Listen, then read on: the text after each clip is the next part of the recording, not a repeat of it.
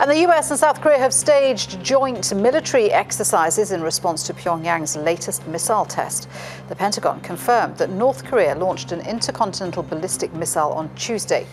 US Secretary of State Rex Tillerson described it as a global threat. Well, Christopher Nelson is a fellow for US-Asia Relations at the Sasqua Peace Foundation and joins me now from Washington, D.C. Christopher, good to have you with us. So North Korea has markedly stepped up the frequency of its missile tests of late, hasn't it? Now it has this ICBM.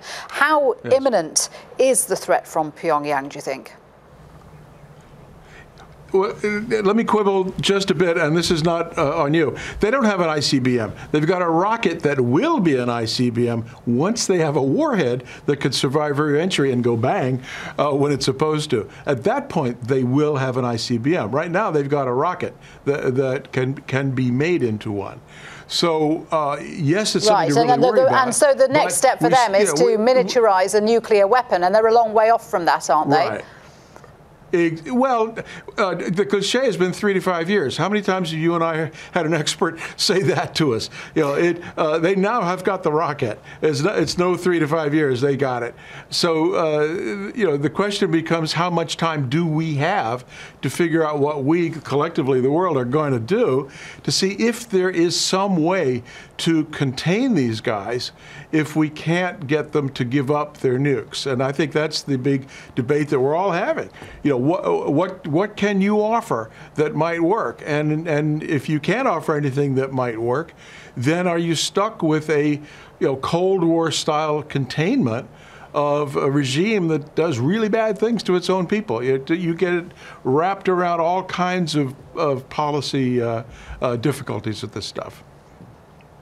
Yeah, indeed. I mean, we saw yesterday a joint initiative offered by Russia and China asking for a halt to North Korea's weapons program in exchange for the US and South Korea ending their joint military drills. But I mean, are there any signs that North Korea is interested in any kind of dialogue? It's rejected talks, and bans and sanctions don't appear to have any effect. Absolutely. You and I could have had this conversation 10 years ago, and my hair would still have been white, and you'd be asking me the same question, and the answer is no.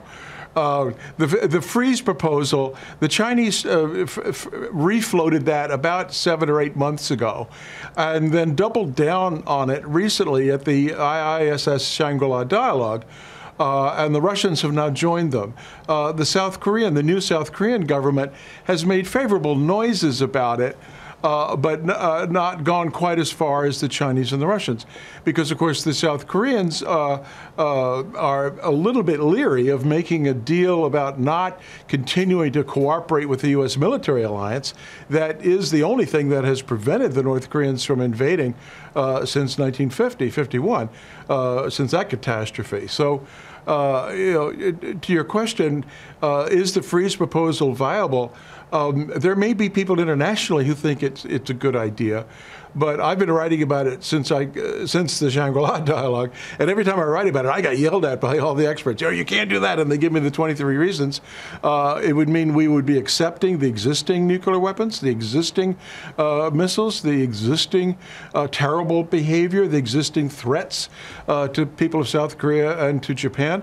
That's what a freeze implicitly accepts that. And at least so far, okay, so just briefly, Christopher, because we're running out of time here, but we've also got President Trump sort of increasingly insistent that Beijing has to do something or Tokyo has to do something. I mean, so is that the US's position, that the answer has to come from within the region? Well, this has been the U.S. position since 1994, hasn't it?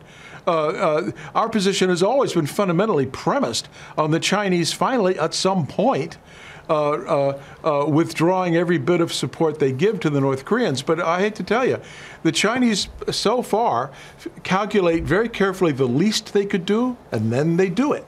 And that means nothing ever really changes with North Korea. So the trick now, I think this is what Trump and everybody else are trying to find out. are there sanctions that we can implement that will somehow persuade, i.e. force the Chinese? And that's why these new secondary banking sanctions are interesting. A variation of them was tried back in 2005, the Banco Delta Asia sanctions. It did have an effect on Chinese behavior. So I would say what you and I need to watch for as soon as the UN has done whatever it's going to do today is what is in place that might change the Chinese calculation about how much pain are they willing to absorb in order to keep protecting North Korea. Great to speak with you, Christopher. Thank you very much indeed for that. Christopher Nelson there.